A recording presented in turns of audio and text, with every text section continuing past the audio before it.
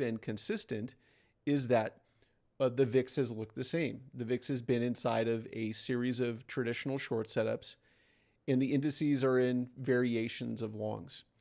And we went into our afternoon yesterday inside of this resistance level on the VIX, knowing that if we held below the 2585, that despite how sloppy or how even bearish looking the indices might look, that until we break out of the VIX's 2385, technically there's still a potential for a counter trend squeeze into resistance.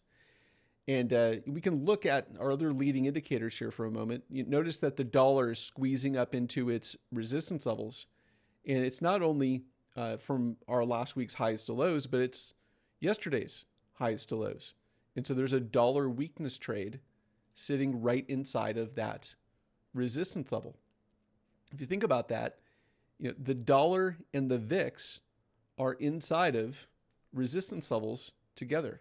So look at the VIX inside of its halfway back short from yesterday's highs to lows. Look at the dollar inside of its resistance level from yesterday's highs to lows. So what would it mean if the dollar sold off from those levels and the VIX sold off from those levels and bank defended a counter trend long from lows?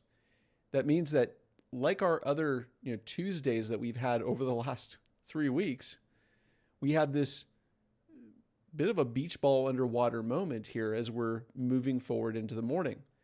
And if those leading indicators defend those setups, then we are potentially creating, or there will be fuel for a continuation of the squeeze on the indices as we're moving forward into the morning. The inverse of that DXY setup is on the euro. Let's take a look at that. The euro actually has a more aggressive bullish setup as well too from yesterday's lows to highs. Are we running into that setup now? That is a 62. We came 5 away. We came 5 away. Now, gap fill statistics going into this morning have a very high probability for a gap fill for the day of the week. For the day of the week, we're in the almost the 70 percentile as far as Tuesdays filling their gap fills. Tuesday's unfilled gaps have filled 79% over the last 180 days, almost in the 80 percentile. Let's just round up and say it's 80. It's the best day of the week to anticipate a gap fill. Over 180 days, 79% of our gap fills have filled. It's very rare things happen, 80% of the time on anything that happens in the markets. One thing that is important to note that, though, is that we are outside of the 30 handle, which is a 35% probability of filling the gap. So where are we in price? We're outside of this 30 handle. So of the, let's just say 21% that haven't filled over the last 180 days, what percentage of those were days that we were more than 30? What was, another way to say this is,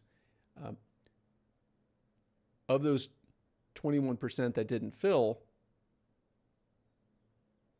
would we be outside of the 30 handle? Certainly. So outside of this little 30 handle. This stream continues at eminiaddict.com. The link is in the description. Join me there for tools and resources for learning measured move trading.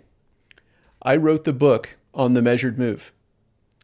Check out the hundreds of others that have learned trading plan development, pattern recognition, money management, and trading discipline with me to become the best, most confident trader that you can be.